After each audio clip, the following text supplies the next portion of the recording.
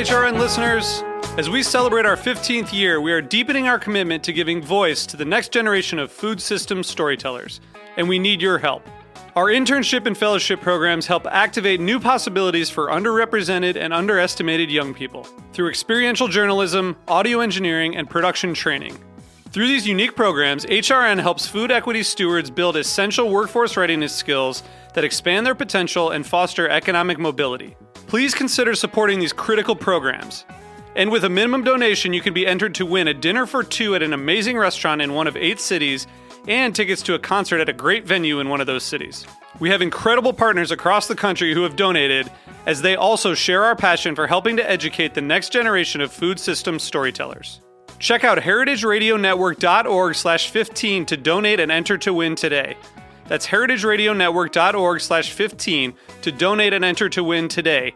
And make sure you donate before March 31st. Thank you.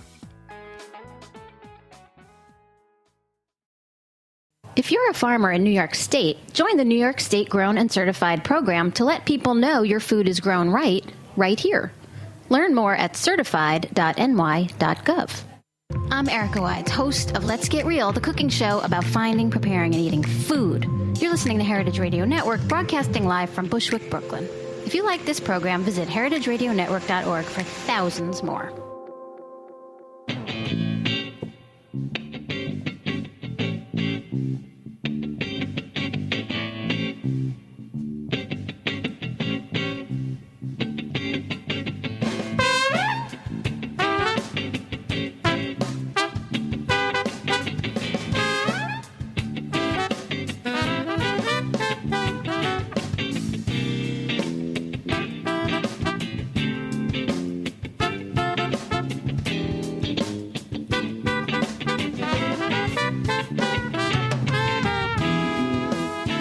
Welcome to the Grape Nation, your weekly wine journey.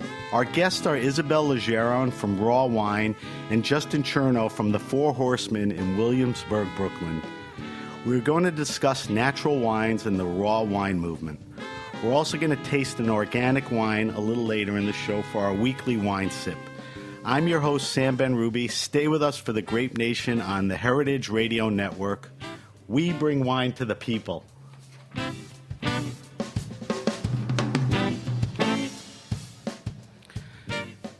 The natural wine movement is all about nurturing biodiversity while embracing and observing nature, rather than fighting control of it. Some of the most exciting wines today are naturally made by a group of committed artisan winemakers from all over the world. Our guests, Isabelle Legeron and Justin Chearno, will explain how natural wines differ from, well, regular wines. Our first guest is Isabelle Legeron. Isabelle created Raw Wine. We recorded Isabelle from London yesterday. Welcome to the show, Isabelle. No, thank you. Thank you for having me around. Great to have you. I'm excited about this show because it's pretty much the Raw Wine Natural show, and I don't think there's anyone better than you to help us sort of navigate through all this. I want to talk to you about raw wine. I want to talk to you about the fair coming to Brooklyn and a bunch of other things. But before we get to that, I want you to tell our listeners a little about you and how you got to the point, where you are now, which is raw wine. Well, I was brought up in France on a farm, so growing grapes. So my background is completely into the wine production. And then fast forward a few years, I wanted to understand more about wine. I went to do some study with the WSET, the Institute of Masters of Wine, and so on. But quite quickly, I realized that, what I was looking for in the wine industry was, there were farmers, people connected to the land, people making wines, as naturally as possible. And I realized actually the wine industry is full of not that. I realized that there was a world of wine that really resonated with my values, with the sort of activities I love doing. I love foraging, I love farming, and I realized that there was a small parallel universe full of people in a way just like me, and people who are farmers, but they also make the wine. They also have animals. They also look at a very sort of holistic approach to farming and make wines naturally. And then that's how I ended up, I guess, drawn to this world. And they were also the wines that I loved drinking. The wine business has been around for hundreds of years, hundreds and hundreds. All this has been going on all along. True? I mean, for sure. You grew up on a farm. I mean, were you involved in the process of planting and picking and all of that stuff? Yeah. My family were grape growers, and we've been grape growers for generations. I mean, everybody around me basically farms in the Cognac region, so right. We farm grapes that go into the pot still that becomes Cognac. And they did follow sort of a natural, holistic approach then and now? When I was growing up, when I was little, yes, they did. My parents didn't really have any harvesters. They did everything by hand. They cultivated by hand. They didn't use any weed killers or pesticides or insecticides or fungicides and so on. But as my parents got into the 1970s and the 1980s, they, alongside most of our neighbors, started to buy a machine to harvest. Right. They started to sort of spray, and then they actually converted an organic farm into a conventional farm, and it's still conventionally farmed today, actually, by my brother. So it's a very sore point in my family. We never ever talk about the family farm. Why did they use natural approaches towards farming? Was that because that's all they knew? Was it because it was cheaper? Was it a sense then that that was the natural way? I mean, they were as much part of any natural movement then. What inspired them to do that? It was so when my parents took over from their respective families, my grandparents farmed completely organically. I mean, there was no other way, to be honest. And cost came into it. You didn't really have any money to buy fertilizers or anything. Right. So it was just the normal way was to have animals and to have biodiversity. So you had grapes, you had grains, you farmed everything. They had cows, they had pigs, and that's what my parents did that initially. But my parents are part of a generation of farmers that really got led into what they called modernism. They wanted to have a bit more time off. They wanted to have a little bit of holiday, and they thought that actually by spraying the vines, by using more machinery, they would get that. They kind of got into and it's that generation that changed so much the face of farming. It totally makes sense. I mean, because it's such a labor of love, but there's a lot of labor to that love. And I guess at some point you really want to, pull back a little. All right, so let's move forward. So yes. Did you say you got a degree in wine? I studied at the Institutes of Masters of Wine, which is where I got my qualification of MW. Yeah, in London. Okay, so what did you do with that? Tell me. So that's interesting. I'm not sure what I did with it, to be honest. I mean, I worked really hard for it, and then the minute I passed, I actually just focused on developing raw wine, on actually putting all my time and energy into the wines that I loved, which is not, I would say, super commercial. So in a way, I think I used my MW title to perhaps give more credibility to an industry which is not very recognized, the kind of that which is not, I would say, super commercial. So in a way, I think I used my MW title to perhaps give more credibility to an industry which is not very recognized, the kind of that natural wine niche or low intervention wines. So I think that kind of helped. And people maybe took me a little bit more seriously when I said, oh, this one is really good, even though some people might think there was something wrong with it because it was slightly cloudy, particularly at the beginning. So I think that probably was the main I guess the main advantage of right. being an MW for what I'm doing. Credibility. It gave me a hell of a lot of theory and training and knowledge, right. Which I'm applying obviously right. every day. But what was, you said you started working on the raw wine thing. What was that defining moment when you were really focused on the fact that, hey, there's raw wine, there's a movement here, there are a lot of people committed to this, I really want to move forward. What defined, you moving forward on all of this? It was about 2010, 2011, where I was, was attending all the fairs in France, La Livre Bouteille and all these really great events, and Vin Nature in Italy, and I realized actually we don't really have anything like this in the UK.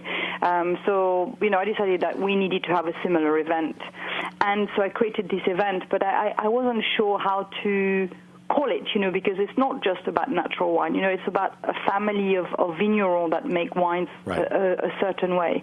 And so we came up with the term raw wine because no one really applied raw to wine before. So it was a bit of just a unique creation and almost like our way of calling it. It's not a category. It's kind of becoming a bit of a category, but it's really not. It's a trademark. Right. And it really, for me, it was just, this is exactly what we're doing, where we're having these wines that are unchanged, they're pure, they haven't been tampered with, and they're in the way they're raw. You're defining what would be a raw wine. So I go back again. I mean, the people that are making raw wines, I guess now is a good time to ask the question, does organic, biodynamic, sustainable, natural, how do all those terms fit into the raw wine movement? So for us, right, and to be part of the fair, because at the moment we're essentially, an event basically happening around the world. Right. But in order to attend this event as a grower, you have to be organic. Okay. You have to ferment your wines spontaneously, so there's no additions of anything. Right. You have to add, small amounts of sulfites, up to 70 ppm total for any types of wine. So, but just to give you an idea, for a reference point. So 70 parts per million is the way that you would express total sulfites, or 70 milligrams per liter. And to give you an idea, when you make white wine in Europe, for example, you can have up to 200 parts per million. If you make sweet wine, you can have up to 400 parts per million. So it's literally a fraction of it. So tiny amounts, and then no harsh manipulation like cell filtration, micro-oxygenation, and so on. But more importantly, you also have to be prepared to be transparent. So you have to submit analysis of all your wines. You have to mention on the website and on the catalog exactly what is done, how much sulfites, if any. I mean, many people don't add anything. And so it's this commitment to transparency, this commitment to farming, organically, to fermenting your wines naturally, that actually, unites all the growers that come to the fair. So the consumer, when they buy a bottle of wine, for someone that participates in raw wine, there's a total transparent path of growth to the winemaking, to everything, because that's all documented. Don't you have a charter of quality? Yes, we do. You were referring to that. On the website or on the catalog, we mention the Charter of Quality, and that is that the entirety of the vineyards where the grapes come from have to be farmed organically, biodynamically. Everything has to be manually harvested, spontaneous fermentation, no blocked malolactic fermentation, no sterile filtration, and levels of sulfites that are, under the 70 ppm total added. So, for the Raw Wine Fair, you have how many wineries participating?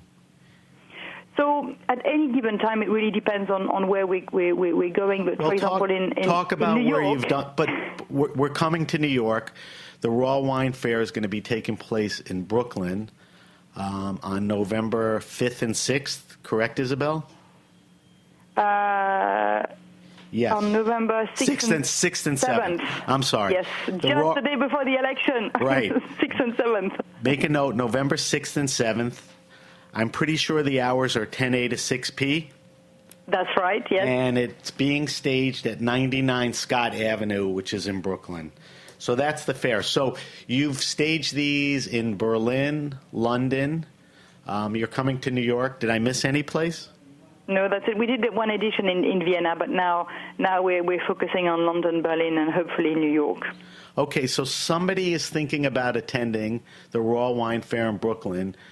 They're coming into this knowing that they're going to be exposed to some of the best natural winemakers from all over the world, right? Yes, the people come from all over the world, and we have natural wine producers, i.e., people who do not add anything during the winemaking process at all, including any sulfides.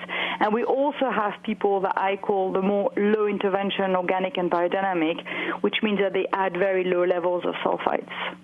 Right. I think it's important to make the distinction because at the moment everybody bandies around the term natural. Even vineyards that are not growing grapes organically call some of their wines natural. It's that term is a sore spot with a lot of things. With the food movement, people slap on natural pretty easily to a lot of things, and it's just not what it appears to be. So there'll be how many people? How many different wine people at the fair? So there'll be about 130 different vignerons, wine producers. There'll be over 500 wines to taste from under one single roof. We also have vermouth producer, and Cus Vermouth, in fact, which is also local to you. We have some cider producers, a mead producer, who is also from Brooklyn. So, the idea for the fair is for it to be a community-led event.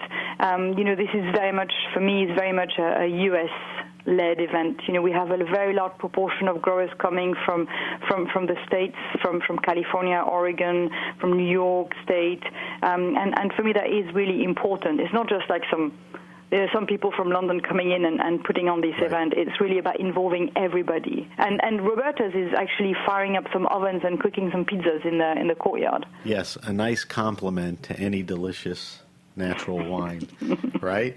Yeah.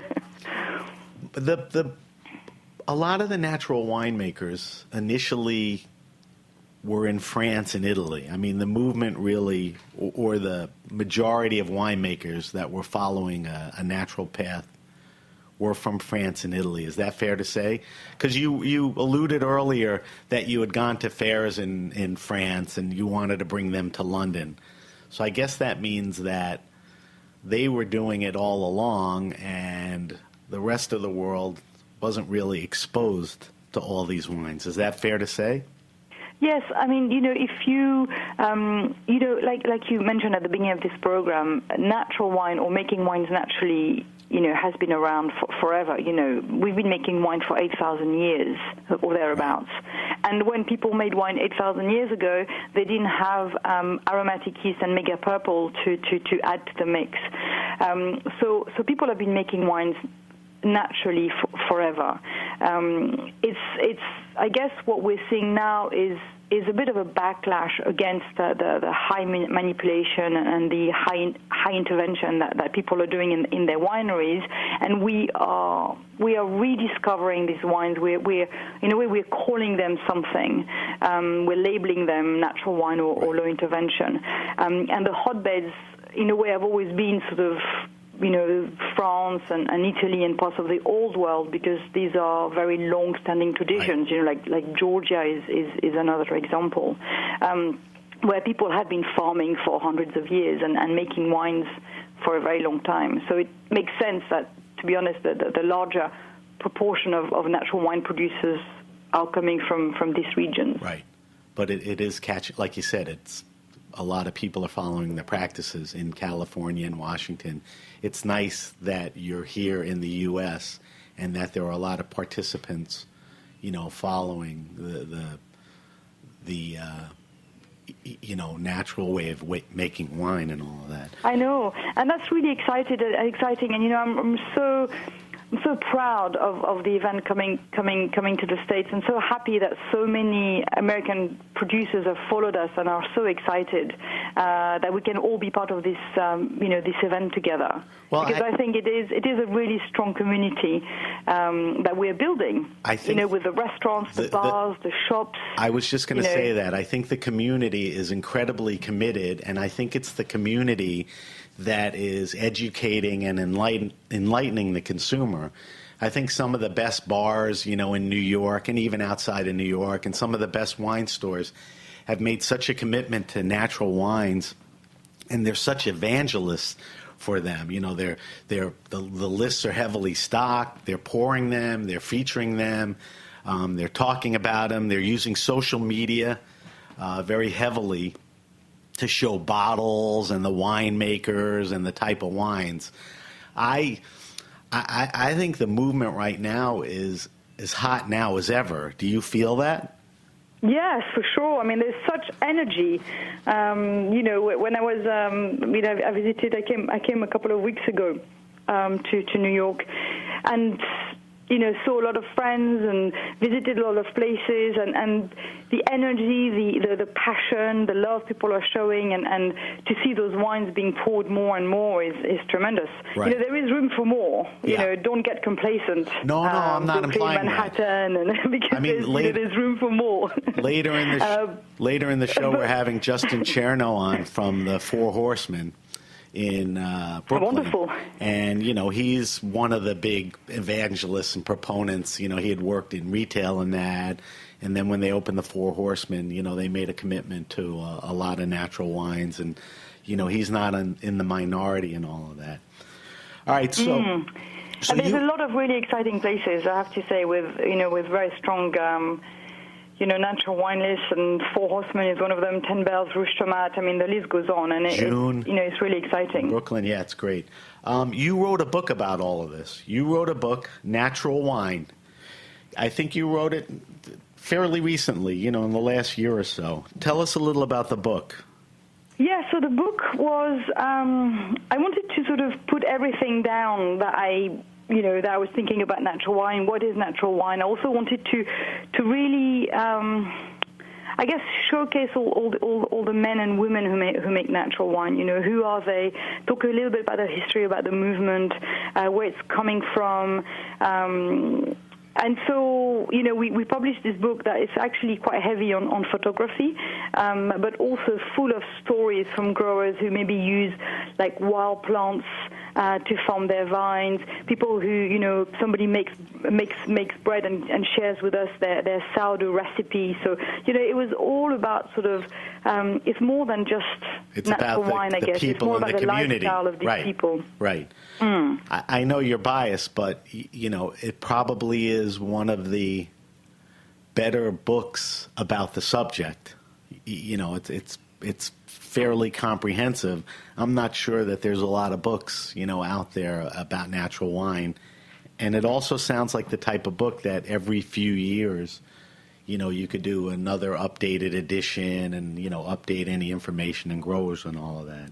Well, thank you. I mean, thank you so much for saying this. The book's called Natural Wine, right? Sorry? The book is called Natural Wine. Yeah, it's called Natural Wine, and actually my publisher wants to do a sort of an updated version, which will come out at the end of next year. Perfect. So we're out of, we reprinted a couple of times, which is amazing, when you write something about such a niche topic. Right. And we're going into an updated version, which is nice. Well, it's funny you say niche. It is niche because I think wine is a very big, passionate topic. People are passionate about it. It's global. People really, get into it. But I think the natural wine movement, like we said earlier, is really, on the up and up. I think more people that don't know about it, when they find out about it, are very interested and feel good about it. Let's try that. Where can I get it? And I think it's becoming a little more readily available. I mean, I think you have to warn people that when they go into their typical large wine store, the selection is limited. But then there are stores like Chamber Street Wines and, other places that are very committed to natural wines, and you can find all of that. All right, so let's talk about the fair again. Let's promote that. So it's the Raw Wine Fair. It is a fair with over 100 producers that Isabelle and I talked about that are committed to making wines with the least amount of intervention in the most natural way. The fair is going to be in Brooklyn this coming November 6th and 7th. That's a Sunday and a Monday, right, Isabelle? That's it, yes. Yes, and you can come between 10 a.m. and 6 p.m., and it is at 99 Scott Avenue in Brooklyn. What is the space, Isabelle? What is at 99 Scott Avenue? Well, it's a brand new space, actually. We're the first ones using it. It's beautiful. It's an old warehouse that is, it's almost finalized. We're sort of, keeping our fingers crossed it's going to be finished. You'll be fine. And it's beautiful light, huge windows, a great courtyard, it was an old warehouse that is being turned into a beautiful event space. And it'll be a walk-around format, right? Different producers at different tables? Exactly. So the producers will be, at their tables. Everybody's going to be there to show their wines. We also have a small collection of other drinks, like I mentioned, like mead and cider and vermouth and so on. There'll be some food on site. Right. We've got the great guys from INSA at Brooklyn are going to be doing some Korean food. Right. Roberta's is going to be doing pizzas. Parlor Coffee is going to be doing some coffee. So, the aim is for people to come and spend the entire day and hang around. There's also a talk program. We have 4 talks a day that are free to attend. So they're like seminars or talks, I guess. Yeah, they're seminars and they're talks. So we've got some really great lineup of talks. And everything can be found on the website, which is newyork.rawwine.com. newyork.rawwine.com. Yes. That's where you can get all the information. So people that intend to come should intend to spend a day. Go into a few talks. There's going to be a lot of wine to taste, so that's going to take some time. If you feel you need to clean your palate, there'll be some food there and some other things. So it's really going to be a day of incredible exposure to some very passionate wine people. Now, also, there are wine people there that are looking for distribution too, right? Yes, that's right. The growers is a mix of people who are already distributed and represented, in New York City, but in New York State, but also actually in other places. And there is probably about, a quarter of growers who are coming to meet importers and traders and hopefully find representation. Right. So anyone who is listening, if you have a distribution business, you're starting one, there are going to be people and wineries that are looking for some kind of representation, so it could be well worth your while to take a stroll around and meet some people and taste some wine. All right, did we miss anything on the fair? No, that's amazing. Thank you. All right, listen, we could talk all day about this. I mean, it's a very exciting, the fair is very exciting. The natural wine movement and how raw wine has approached it's very exciting. I think this is just the tip of the iceberg. I think I'm going to probably have to have you back on for progress and updates and, telling us about what has been going on. And you are welcome anytime. Did we miss anything? We got the website. We got the date. Yeah, the only thing that's missing is, are you coming to the fair? Am I coming? Yes. I'm coming I'll be there at 9:58 and I'm leaving at 6:04, okay? Yes, okay, I'm very much coming. I'll be looking out for you. I'll tell you why I'm coming, and I think it reflects a lot of the way our listeners think. Our show is geared towards the consumer. It's geared towards people that are just starting to get into wine and, don't want to be overwhelmed by it. We take an unpretentious approach toward it. We don't want to get too nerdy or too snobby. And what interested me about, you coming on the show is I think, like I said earlier, the natural wine movement is so hot and so important. And when you get to know the people and the product, the commitment is amazing.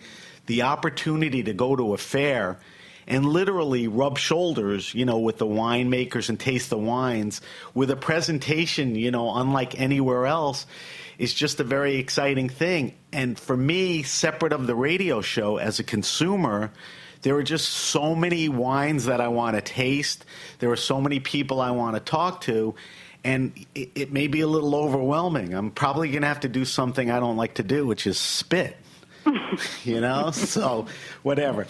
So I'm looking very much forward to that. And Isabelle, I want to thank you very much for coming on and talking to us about raw wine, talking to us about the fair.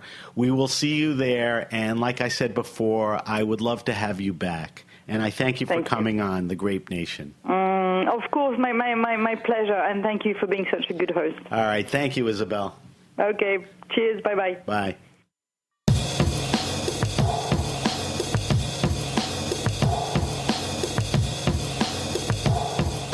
Music for this commercial break is brought to you by RecTech, and this track is called Fat Tony.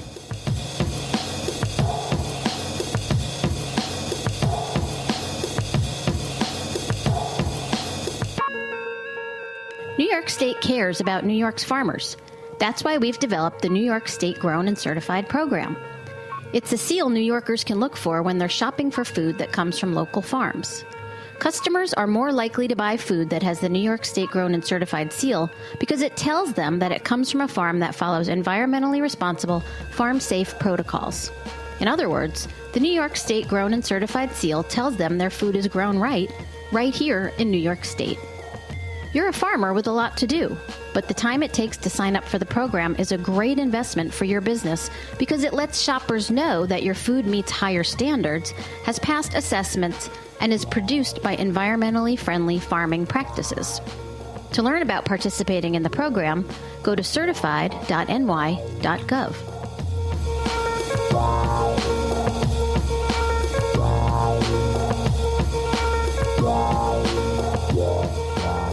Welcome back. Our in-studio guest is Justin Chearno, wine director and partner of the Four Horsemen in Williamsburg, Brooklyn. Welcome, Justin. Hey, how's it going? Very good. Thanks for coming in. No problem. Justin, I want to talk to you about natural wines. I want to talk to you about small artists and producers. And, of course, I want to talk to you about the Four Horsemen. But before we get into that, I know you have a very colorful background, or at least I think so. Okay.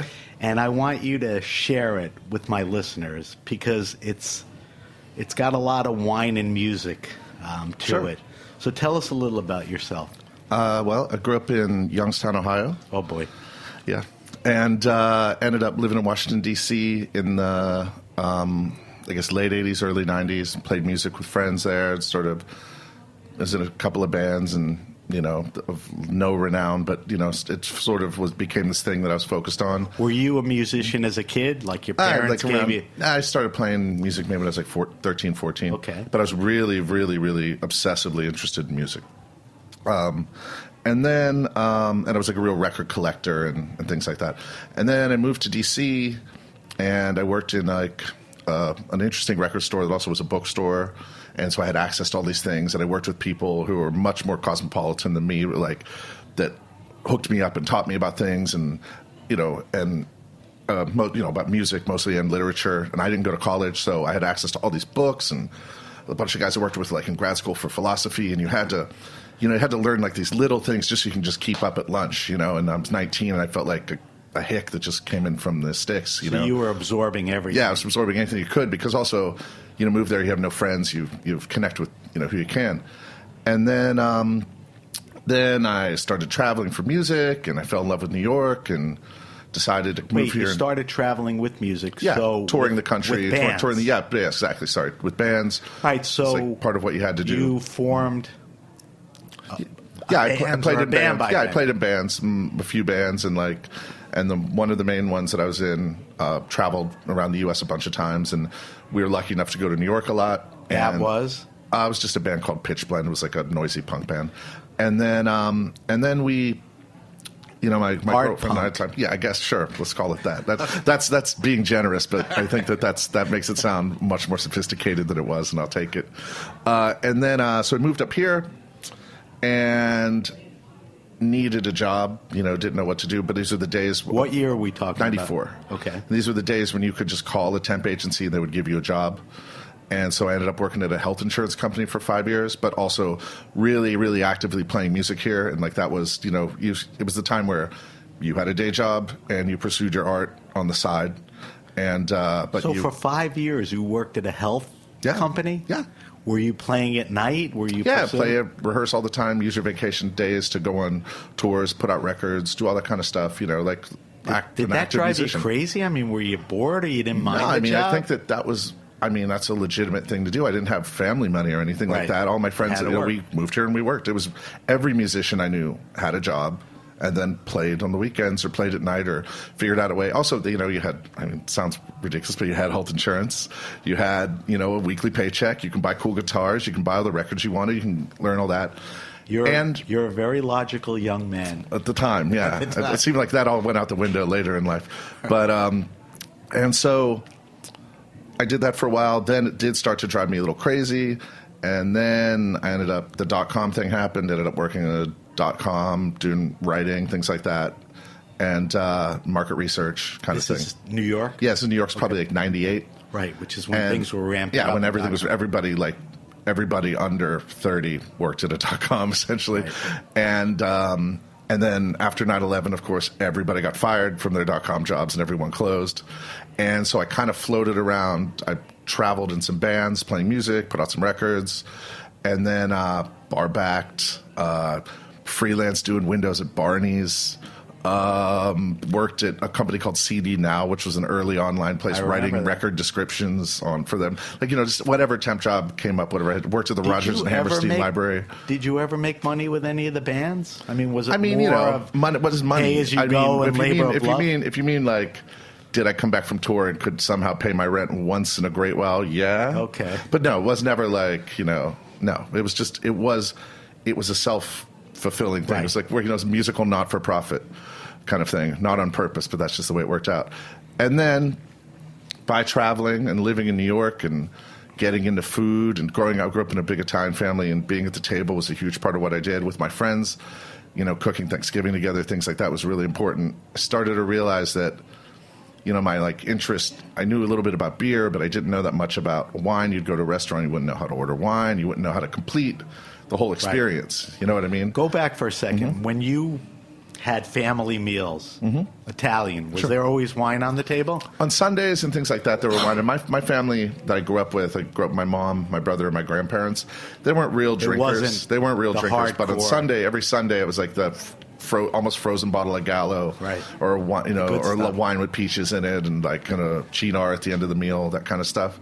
That was pretty normal behavior. But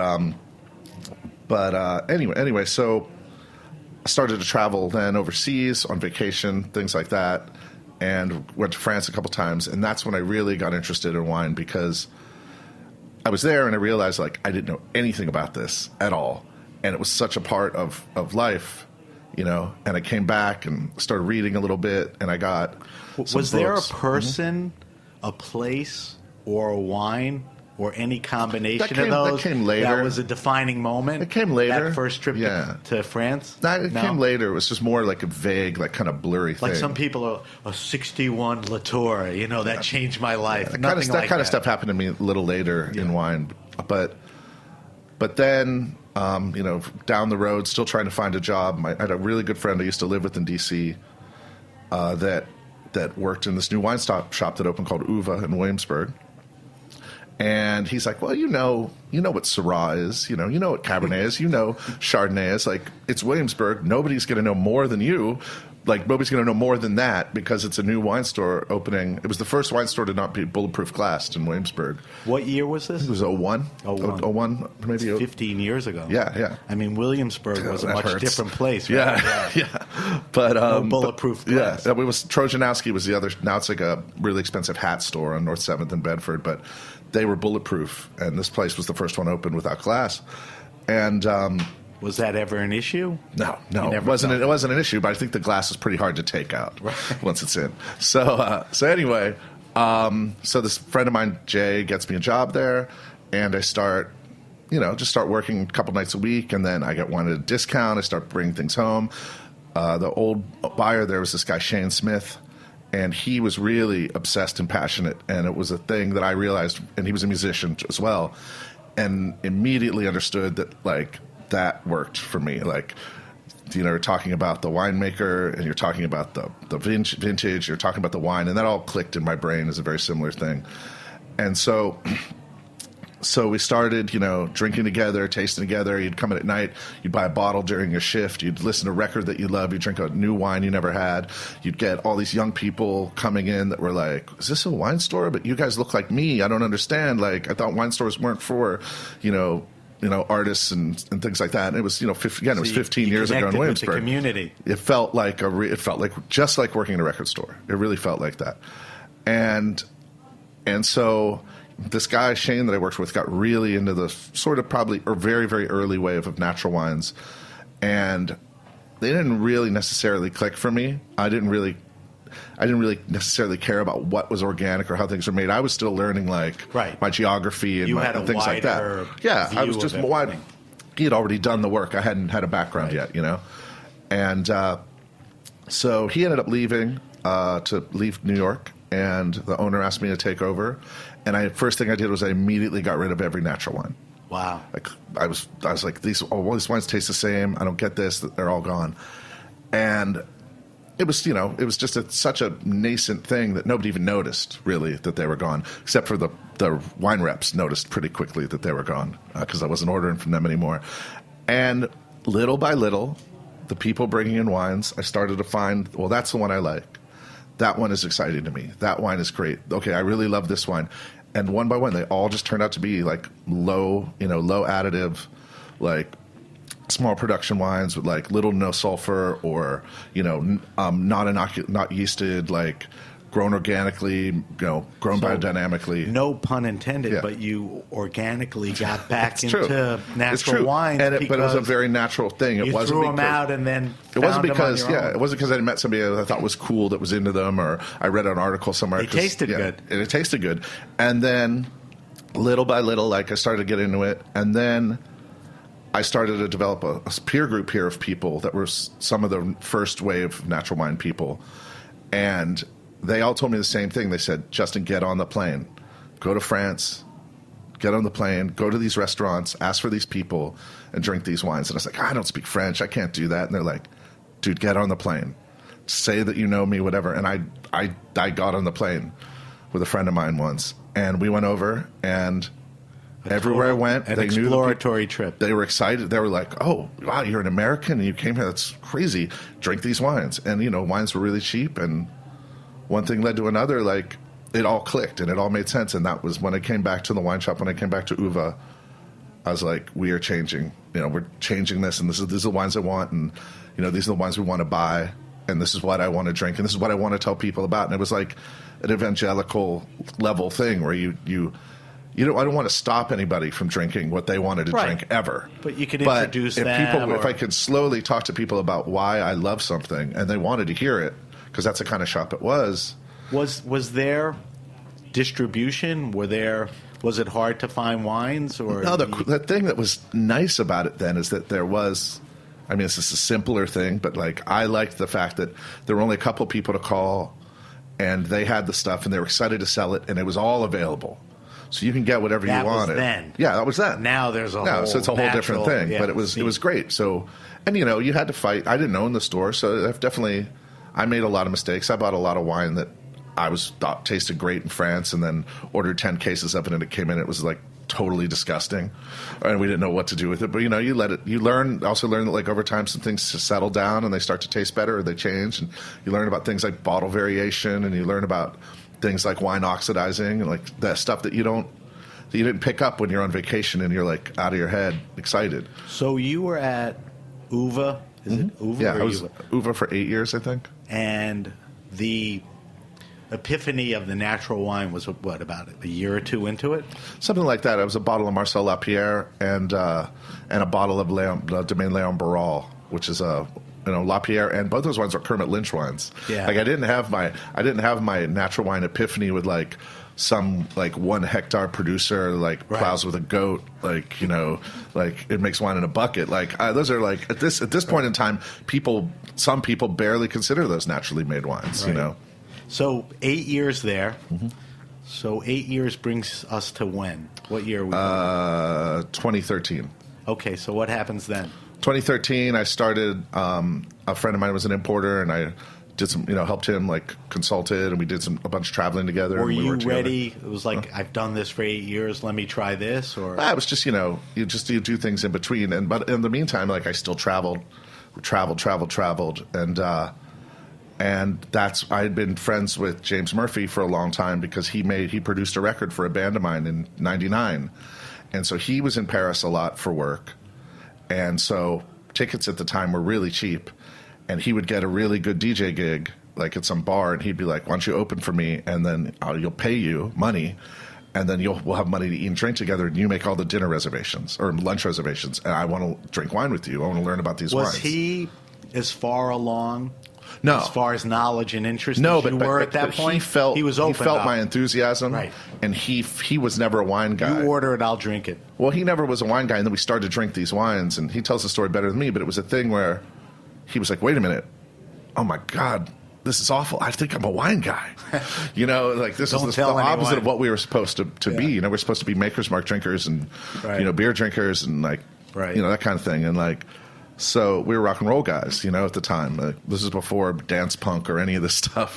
So that's when you befriended James Murphy. In the 90s, yeah. Right. And so we were very close before that, but then we started to travel together, and then we started to try and find ourselves in Paris at the same time to drink wines, and then we started to come to Uva a lot. And then we realized that, like, there weren't many restaurants that had these wines, and we didn't necessarily have the money to go out to eat all the time, so we started cooking and eating at each other's houses or things like that. Don't jump ahead from me, because I want to talk about the Four Horsemen. But before that, you know, I want to talk to you because I think, you know, after what you've been talking about, you're certainly qualified to help me talk about what natural wine is. Sure. So let's take a few minutes and talk about that. I mean, I guess the obvious question is, what is natural wine? I mean, it really depends. Fair for you to define it. And it depends who you ask. I'm asking you, and I'd be happy, you know, with your answer. It's still, to me, this is something I do every day, something I think about every day. I'm still completely not 100% sure because I know so many people that actually make wine. I'm just a consumer. I know people that actually make wine, and they all have different descriptions, or they have different subgroups. You know, are there any commonalities? I mean, to me, the commonality is like minimum organic in the vineyard. At minimum organic in the vineyard. Absolutely, under no circumstances can the wine be inoculated with yeast. It has to be naturally inoculated and fermented on its own. For me, there can be no additives outside of sulfur and maybe a little copper sulfate sprayed in the vineyard. Isabelle had mentioned earlier that the amount of sulfites is so much less than regular. Oh, yeah. I mean, it's just like I said, just at bottling. But, you know, I know people that make wine that lots of people consider natural, that I like, that I love to drink, that I will definitely in conversation say is natural wine, that see sulfur a couple times within the process. Right. And, you know, I know a lot of people that are cynical about natural wine that have spent a lot more time in the wine world than me, that say things like, well, everybody lies. Once they shut the door to the cellar, you don't know what happens there. Once, you know, things happen, you don't know. There are wines that I love that I consider natural wines that see some temperature control in the cellar to help boost fermentation. You know, to help things jumpstart stuff. So I was going to say, one of the things that comes up is very little intervention. Yeah. But then you talk about a guy making wine and he raises or lowers the temperature to, right. You know, it's not unnatural. But then I know it's people, not but I natural. also know people that just take the wine outside and get it into the sun and trying to get that to kick it up. You know, Right. It depends. Or they have wine that's fermenting really well and they dump some of that, like a Pied de Coupe, they get that into there to kickstart the other wine. It just depends. For me, that's my base level for natural wine. Right. And I think that's what I consider it. Is there a reason for confusion for defining natural wine, organic wine, biodynamic wine, sustainable? Are they all in the same basket? I think sustainable is a complete complete bullshit term. Okay. Sustainable is just somebody that wants to do whatever they want, but also wants to sell you their wine and make you feel good about yourself and about what they do. And that's sustainable. Is just it's like buying some crappy candy bar that says natural. Yeah, exactly. It's a candy it doesn't bar. matter. Exactly. Yeah, it's like when I'm trying to buy fruit juice for my son, and I realize like it says natural, and you flip it over, and there's 30 things written on the back. So sustainable, forget that. Yeah. What about biodynamic, organic? But biodynamic and organic, again, are separate things. Biodynamics are a philosophy written by Rudolf Steiner. Right. It's its whole thing. There's a bunch of... He literally defines what a biodynamic wine should be, the way to do it. But and that's how you work. But, can you be biodynamic in the vineyard and not biodynamic in the cellar? Like, you can be organic in the vineyard and then add 1 million non-organic things in the cellar.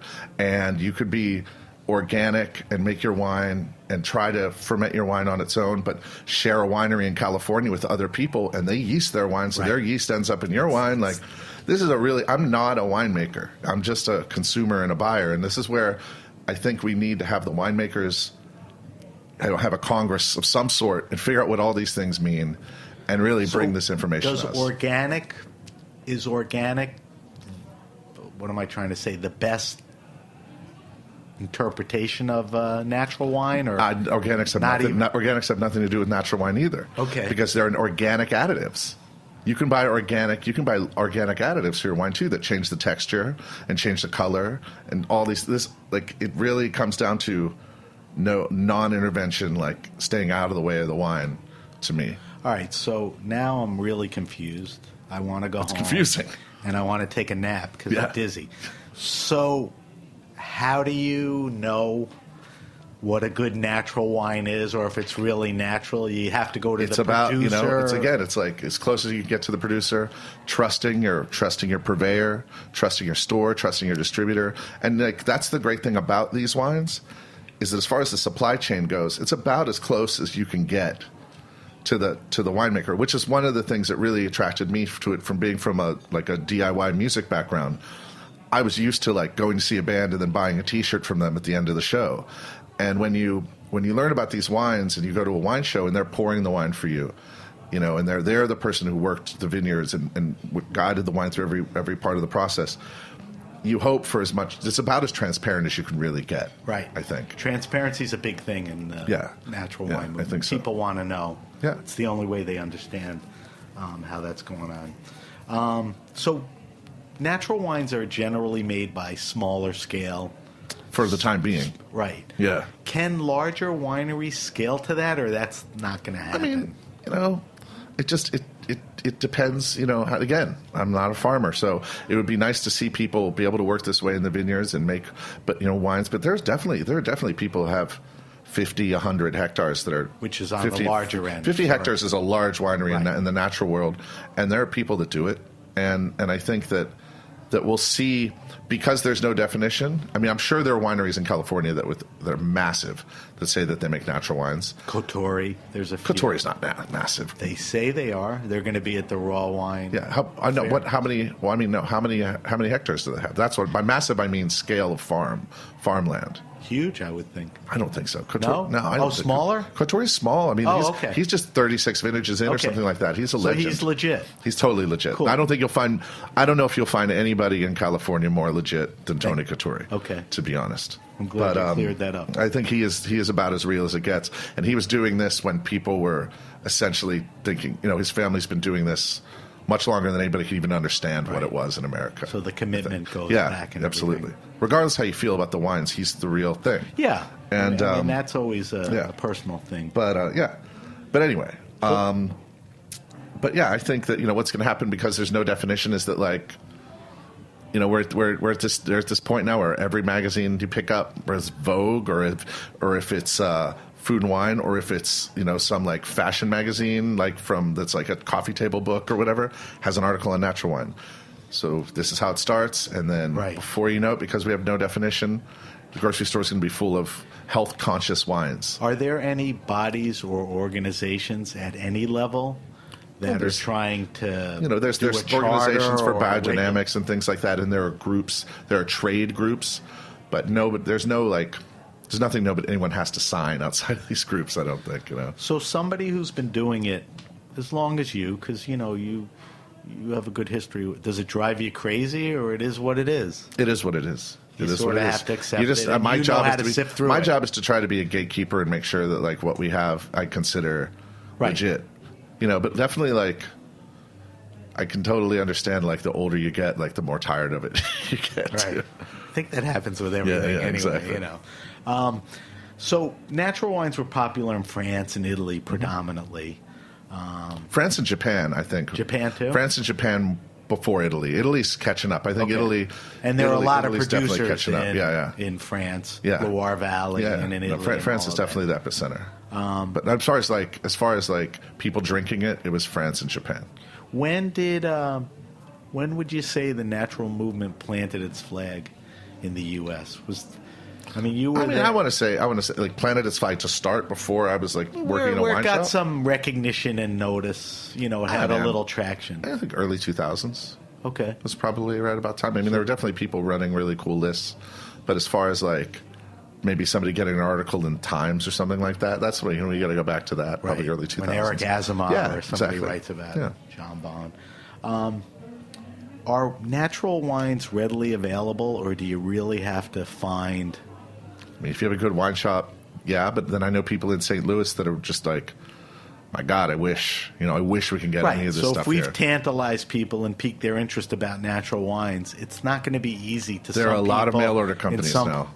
Right, online. You can order it online for sure. So online. And if you have a good wine shop and you talk to them about what you want to do, they start a conversation with their local distributors. Maybe things change. Right. In their area. Right. All right, let's talk about the Four Horsemen. Okay. Currently, you are a partner. Mm-hmm. You run the wine program. Yeah. Tell us about the Four Horsemen, when it opened, how it came about. Sure. You alluded to it a little. Yeah, well, it came about as a conversation between a group of friends that thought there wasn't the place that we loved. Like if you took all these places we loved around the world, these little small places that had the things we like to eat, the way we like to eat, the way we like to drink, and the way we felt in the place didn't necessarily exist here. We thought there was room for it, even though none of us had ever had a restaurant before. And so, we sat around a table and drank a lot of wine and talked a lot about what we loved and traveled a little bit and things like that. And, little by little tried to make the place that we wanted to make. And How long did it take? I don't know. It's a good question. At least a year and a half, Okay. maybe 2 years of from first conversations. And what Four Horsemen is to me is, first of all, we really like to think of us as a neighborhood restaurant where you can be a regular, but it's a restaurant with like a really strong wine program. We have, I think now because we've changed the dining room just a little bit. We probably about 40 seats, but we have 400 references on the wine list, Wow. which is a lot. pretty. We're trying really hard to have things that we think are important to us, and. Talk about the wine list a little. It's Sure. predominantly French. But we also have a lot of Loire Valley, a lot of Loire Valley, Burgundy, a lot of Burgundy, sparklers, a lot of champagne because we really like champagne, Right. which in the natural wine world is, lots of people think that does not count because it's re-fermented. It's fermented with extra yeast, and sugar, and blah blah blah. So that's a whole other Dosage. conversation. Yeah. But we love champagne, so we sell it. But we have wines that we sell the wine that we love The grower champagne movement's bigger now than ever. for sure. Those guys probably meddle a little less, or not necessarily. I don't know. It's hard to say. Again, I think champagne in itself is something that is meddled with, and but it's delicious, so we sell it. And we have wine from Italy, we have wine from the U.S., we have wine from Eastern Europe, we have the things that we love, and we like to represent growers that we think are important. And it's really important to us not to be everything to everyone, but it's important for us to have every customer that comes in have a great experience and not get in a fight with us. We don't want to have a philosophical blowout. So they'll rely on you for recommendations. We have a staff. I consider our restaurant a no psalm zone. We have great. We don't have a sommelier. We're too small, and I want everyone that comes in to have a solid experience. It sucks when you go to a restaurant and the sommelier is not there. So we have a really solid staff that we think can really get everybody through their night, and you can find people that you love that work there and come in when they work. So tell me about the wine list. It's fairly extensive. Yeah. We try to we really try to represent pages Burgundy and things like that. Right. That I think a lot of natural wine lists don't represent particularly well. And And, also have some oddball stuff in there, too. People really like orange wine, and so we have a lot Explain what orange wine is. skin macerated white wines. If you leave white wine on the skins for a period of time like you would a red, it develops like a texture and a color that's... That's not like that Sutter's Infidel. No, White that's Zinfandel. a little different. Probably similar process. But not end product. No, yeah. So, but people love that, so we represent a lot of that kind of stuff. We try to represent just as much delicious stuff as we can. That's with the kitchen as well. We like everything to be like delicious solid, is a good yeah. adjective for what you want to do. I think so. What you keep the food in consideration for the type of wines you have, or the food that's designed. Well, we know that what our chef with. We know that our chef Nick and what he does with his team works well with the kind of wine that we like to drink. So we don't necessarily have to have meetings about like, is this going to go with the Crudo? We don't do wine pairings or anything like that. And the staff, also, you have that many wines. The staff is good enough to know how to put things out, or how to drink, how you can drink with it. I noticed, I follow the restaurant on social media, look at the website. From time to time, you have chefs come in. Yeah. And you sort of label them as the Fifth Horseman. Right. I think you just had somebody in from England. We just had Braun in from England. Right before that, we had Le Vervalet from Paris. Right. So how does that work? You invite someone. Those are people that we love, restaurants that we love that are very influential on what we do. Let them take over the kitchen? We let them come in the kitchen, or when Vervalet came, we had 5 of their front of house guys too. And we really try for the evening to give you the experience of their restaurant. And they trust our list enough to know that they're going to be able to represent their place. Is it a coursed menu? Or No, it's we want it to be a la carte like their restaurants. So how do I find out about that? Go on the website? It's on our website. A mailing list? Yeah, we have a mailing list, and we'll send you info about it. Like if you plan the next one? Oh, we're still working on it right now. So, but there'll be enough lead There are no time. tickets bought yet. So okay. Well, go. The website is fourhorsemenbk.com. Mm-hmm. All right. We do a thing every week called the wine list, and I think this plays into what we've been talking about. I'm going to ask you a bunch of questions. I didn't prompt you on this because I want you to be spontaneous. It's pretty basic, so you don't have to get nervous. But I think this will be the wine list sort of natural version, okay? Because that'll make sense. All right, so what wine are you drinking now?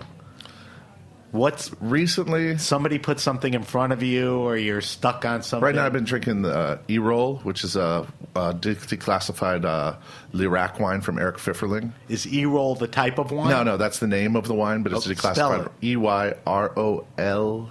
Okay. LE, I think. And that's from the Loire Valley? No, it's farther in the south. Okay. And it's from the Southern Rhone, and I really love it, and it's been kind of my go-to. Chill it down and just kind of glug it. All right. E-roll. Mm-hmm. All right. I know you sort of alluded to this before that you don't do it, but do you have a favorite food and wine pairing? There's always the champagne and oyster thing. I mean, they are muscadet and oysters or stuff like that. I really like sparkling wine and like fried food. So like something like a pet nat wine and like fried chicken to me is awesome. I really do like that a lot. Tell my listeners what pet nat wine is. It's just wine that's re-fermented naturally in the bottle. So it's not a sparkling wine? It is sparkling. So you leave wine with a little sugar in it and re-ferment. Is it as bubbly as a sparkling wine, or a little more toned down? It's sparkling, but it can be a little more toned down. Yeah, it can be a little more like a little more fizzy, and the bubbles tend to dissipate faster. Now, can pet nats be from anywhere, or it's just a process. It's Petit Natural. Okay. So, all right. Tell me your favorite wine restaurant or bar. So I'm going to ask you to answer it 2 ways, because I know you've been traveling to France a lot. So this puts you on the spot a little. And talk to me about New York outside of Four Horsemen. To be honest, I have a 3-year-old, and I don't go anywhere besides my own restaurant because I can't. You told me that. Yeah. But I just got back from Paris, and I still love Le Vervalet, and I love Le Chateaubriand. Those are my two. That's my home base when I'm there in Paris. And they have the best lists and the best value for food per bottle that you can get. All right, favorite. Do you have a favorite all-time wine? Not anymore. Did you? Maybe I did. I mean, for me, it was always the Beaujolais. Like, I love Guy Breton. Morgon. He makes a wine called Petit Max that I just love so much. That really is a really important wine to me. Unfortunately, it's not distributed. Kermit Lynch doesn't bring that cuvée in. Right. I'm not sure why. But I really like his wines a lot. I love the Burgundies from Claire Naudin. Spell very it much for me. Claire, Clare, Naudin. Naudin? Yeah, I really like her Burgundy an awful lot, and those What wines make me kind really of happy. pricing on that? Is it reasonable? They range. But Okay. yeah, she does a really inexpensive aligoté, and then they go all the way up. Okay, good to know. All right, do you recall seeing a wine label that's memorable to you? Do you have a favorite wine label? I don't, but I mean, if you talk about natural wine, they're all ridiculous cartoons. They're in a different zone than most of Exactly. So I guess the answer is natural wine labels are Exactly. cool. All right, tell me, and you should be able to help me with this because you're in retail, you're in the restaurant. Give me your best wines for $15 or less. Recommend a white to me and recommend a red to me. For 15 or less, I would say. Lizzie is sitting here. here. She's going to a party.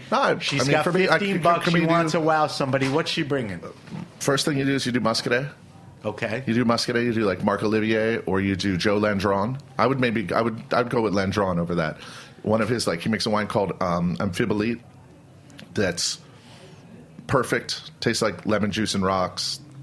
It's like $11. It's awesome. Great. And then for the red, I would do like a Beaujolais Village wine, or I would do.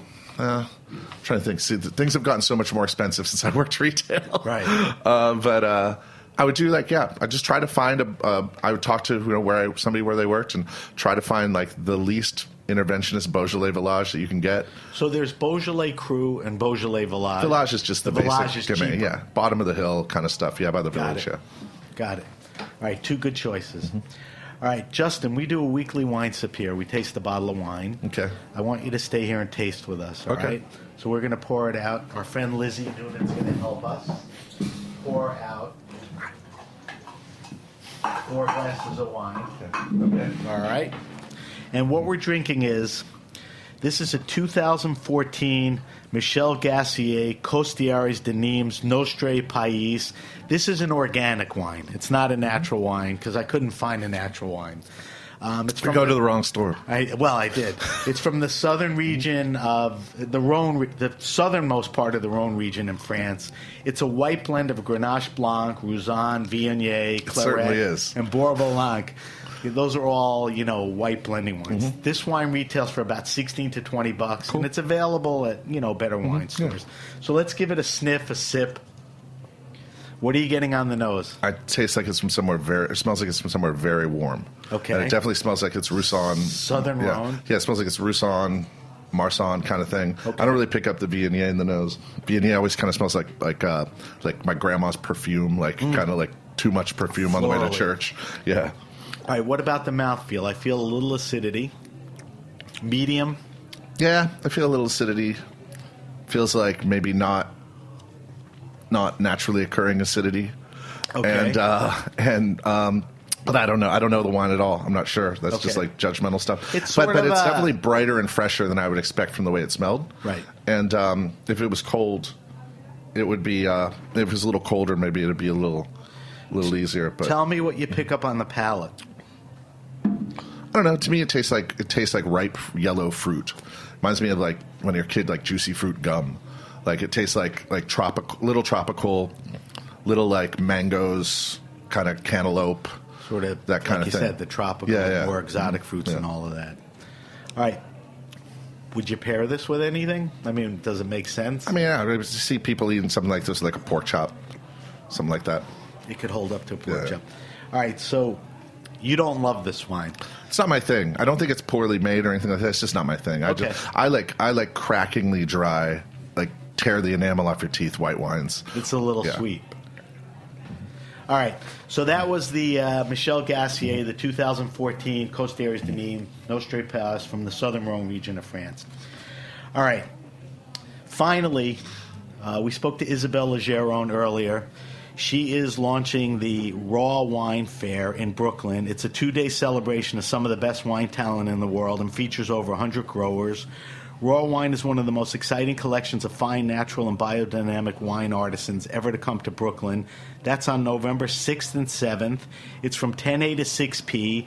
It's at an exhibition space at 99 Scott Avenue in Brooklyn. You can go to rawwine.com for more info. There's going to be wine people there pouring wine. There's going to be talks and seminars. Justin's actually going to be involved in one of them. With a bunch of really outstanding local, not necessarily sommeliers, but people that have locally written like really solid natural wines. Right. And I'm talking about what it's like to serve these wines. So if you want to get up to speed on natural wines, the Raw Wine Fair, November 6th and 7th is the place to be. If you have a wine happening or event, hit me up at Sam at the Grape Nation. That's Sam at the Grape Nation. We'll also eventually post the wine lists and the wine sip selections and all of that. I'll get to that at some point. And finally, thank you to our guest, Isabelle Legeron from Raw Wine, and our in-studio guest, Justin Chearno from the Four Horsemen in Williamsburg, Brooklyn. Thanks to our engineer, Pierre, and everyone at the Heritage Radio Network. Go to heritageradionetwork.org for more info.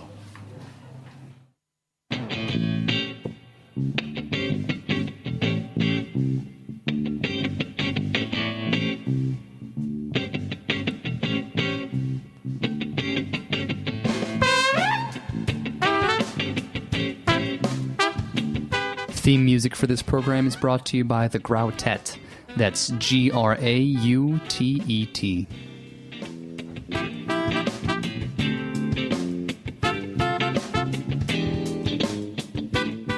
Thanks for listening to this program on heritageradionetwork.org. You can find all of our archived programs on our website or as podcasts in the iTunes Store by searching Heritage Radio Network. You can like us on Facebook and follow us on Twitter at @heritage_radio. You can email us questions at any time at info@heritageradionetwork.org. Heritage Radio Network is a nonprofit organization. To donate and become a member, visit our website today. Thanks for listening.